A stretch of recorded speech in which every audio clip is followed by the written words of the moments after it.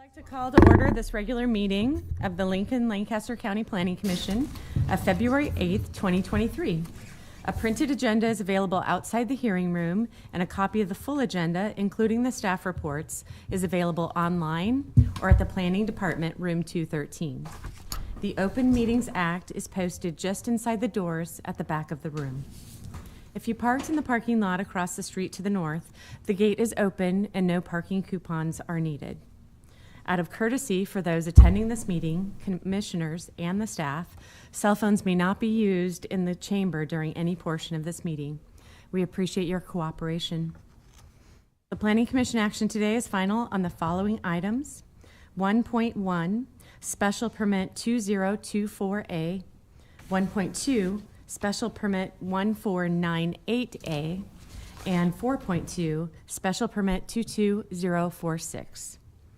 Any aggrieved person may appeal final action of the Planning Commission to the City Council or the County Board by filing a notice of appeal with the clerk within 14 days following the action of the Planning Commission. The Planning Commission action on all other items is a recommendation to the City Council or County Board. The first item of business is the approval of the minutes of the regular meeting held January 25th, 2025. Is there a motion? So moved, Rodenberg. Second? It's second. Edens. Shelley? Ball, Yes. Core, Yes. Cruz, Abstain. Edens, Yes. Rodenberg, Yes. Ryman Yost, Yes. Edgerton. Yes. Minutes approved, 6-0. Thank you. The next item of business is the consent agenda. Items on the consent agenda will be called at the same time and will not be scheduled for a separate public hearing unless there is a request from someone wishing to speak or at the request of a commission member. I will ask Shelley to read all the consent agenda items into the record. Once those items are read, she will ask if there is anyone wishing to speak. If you wish to speak on an item on the consent agenda, we would ask that you stand and state that item. That item will then be removed from the consent agenda and scheduled as a separate public hearing under Section 3 of today's agenda. All items remaining on the consent agenda will be voted upon in total with a motion for approval. Shelley, will you please call the items on the consent agenda?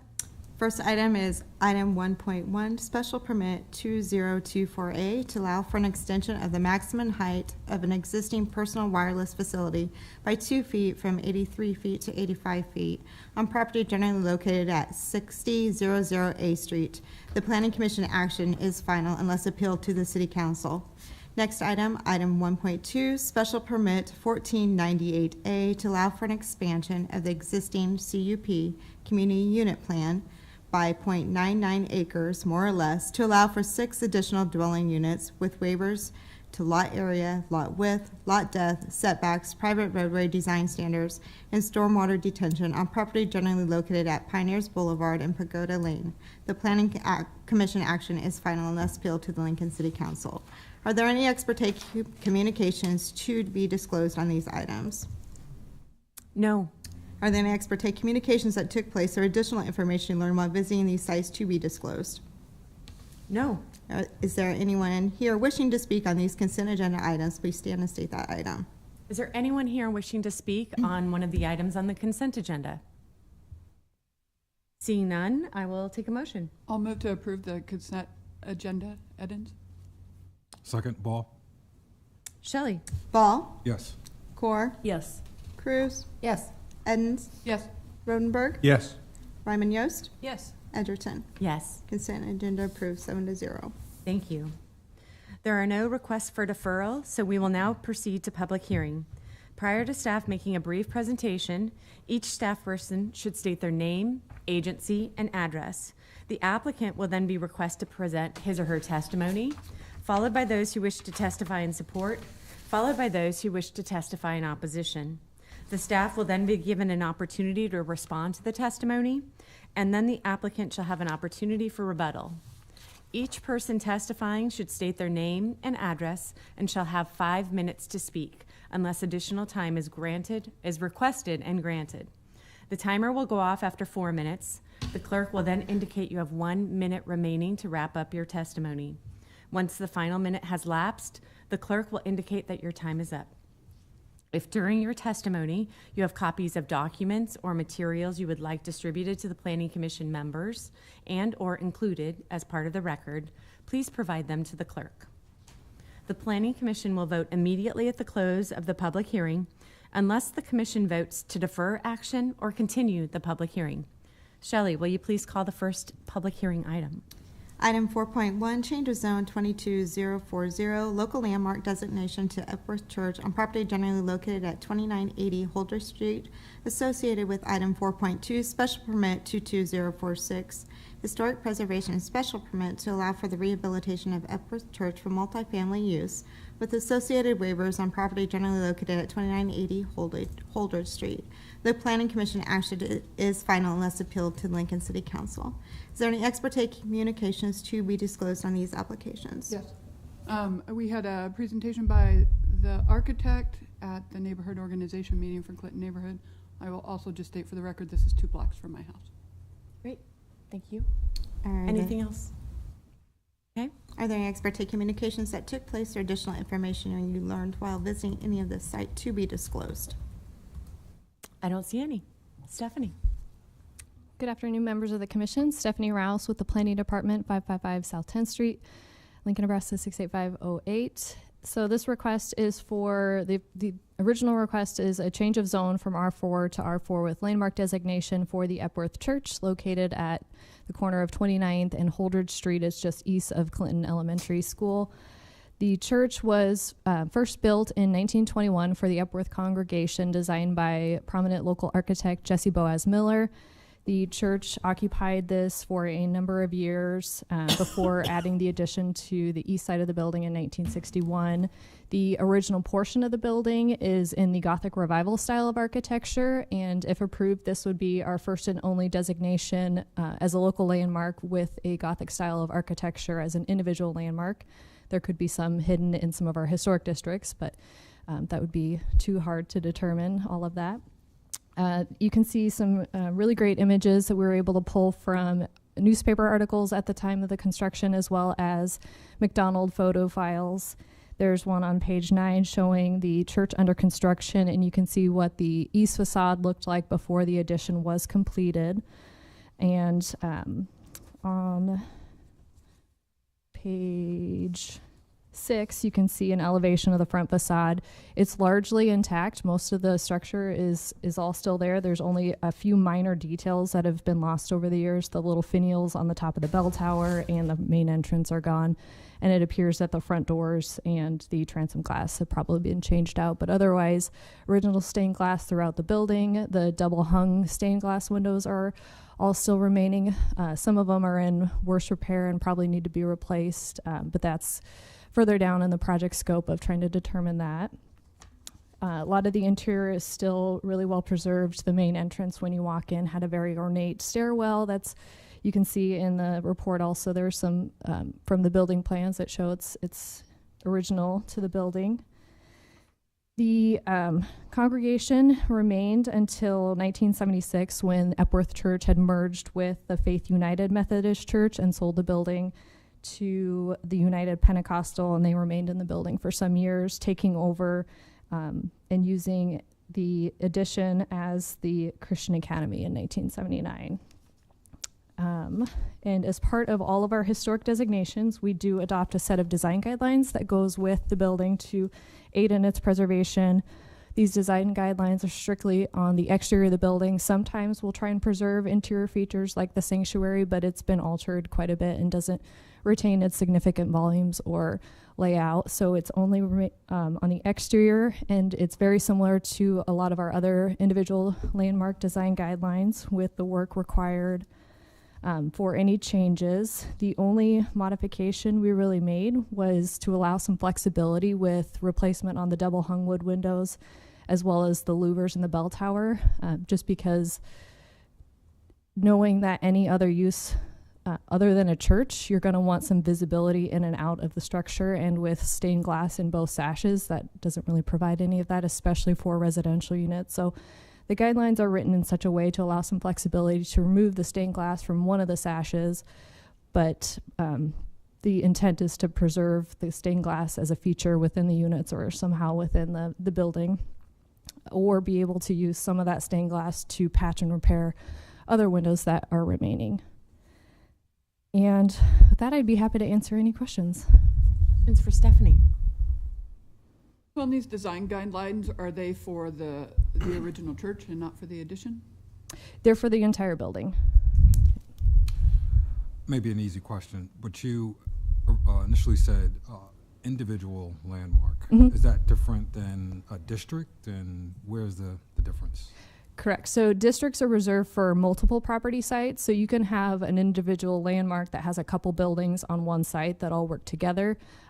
This one's just one large building with an addition as an individual landmark. But to become a district, you'd have to have multiple different properties contributing towards some sort of social history, architectural, or other historic values. Okay, and this is not unique in terms of requesting a permit for an individual landmark, right? Nope, I believe we have 101 individual landmarks designated today.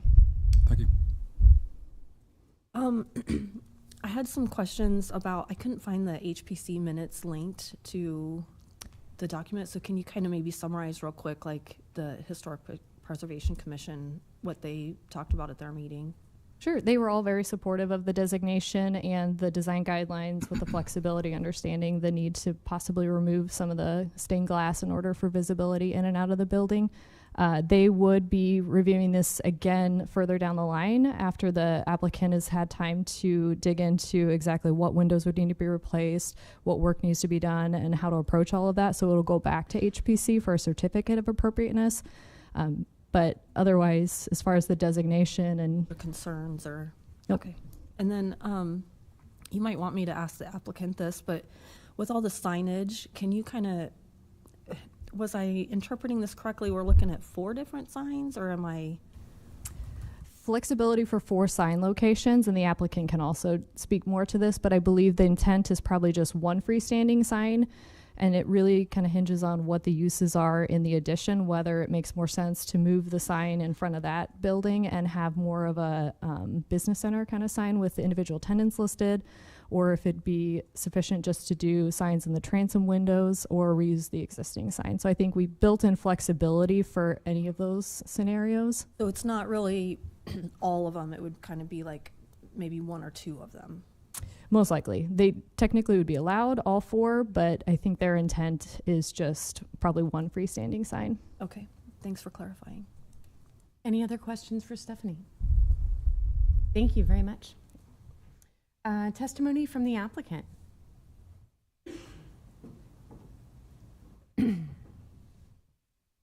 Hello. Afternoon. Scott Sullivan, 2101 Wilderness Ridge Drive, 68512. Thank you for your time.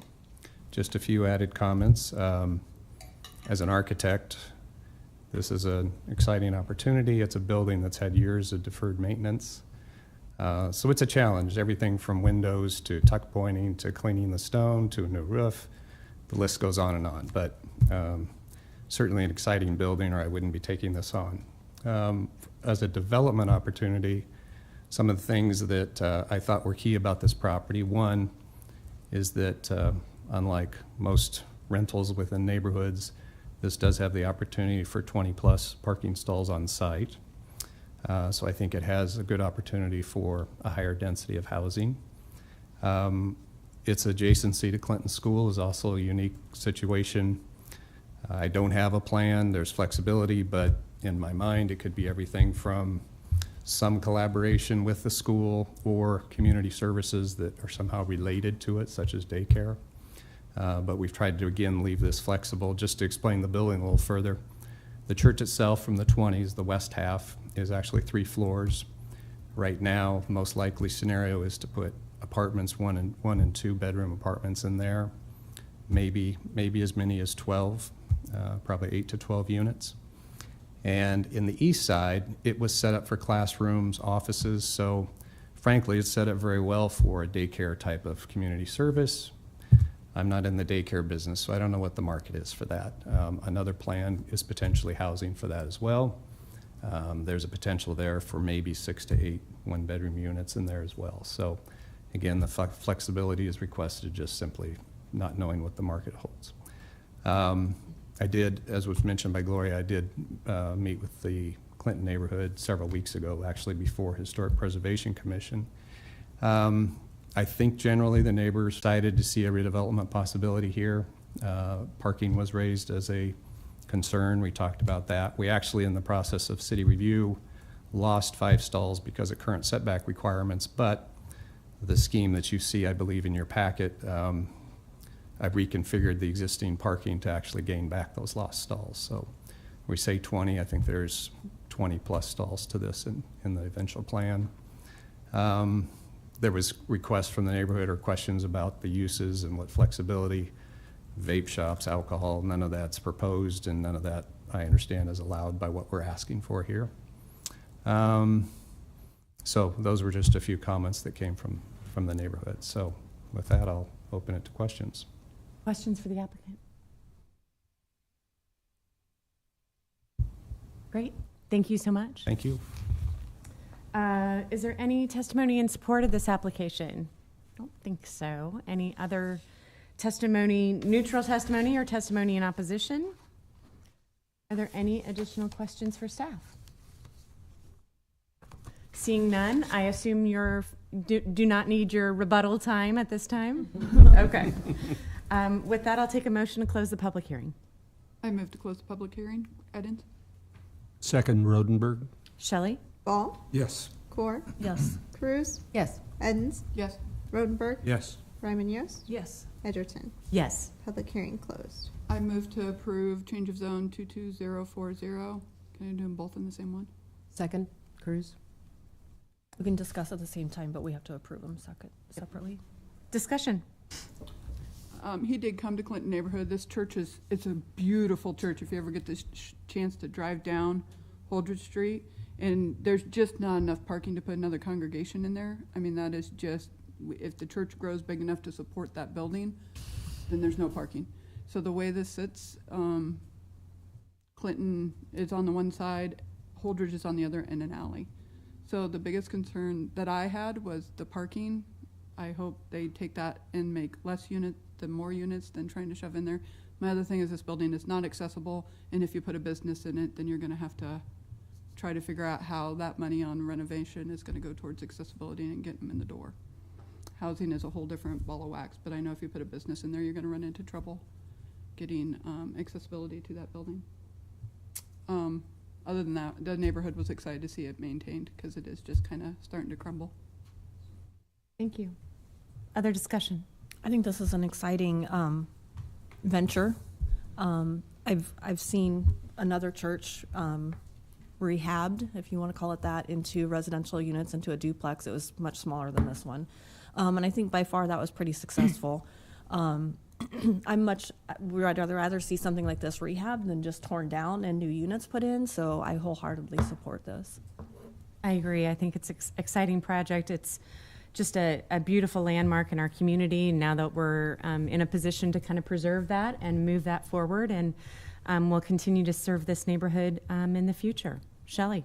I have one more comment before you do that. I would suggest to the city, the school, and to the new architect paving the alley.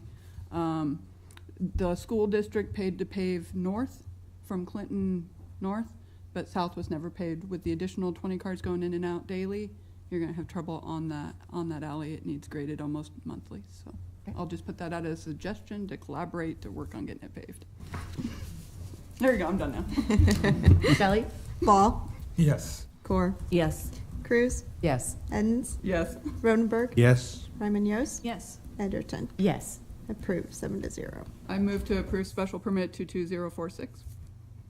Second, Core. Any additional discussion? Shelley? Ball, Yes. Core, Yes. Cruz, Yes. Edens, Yes.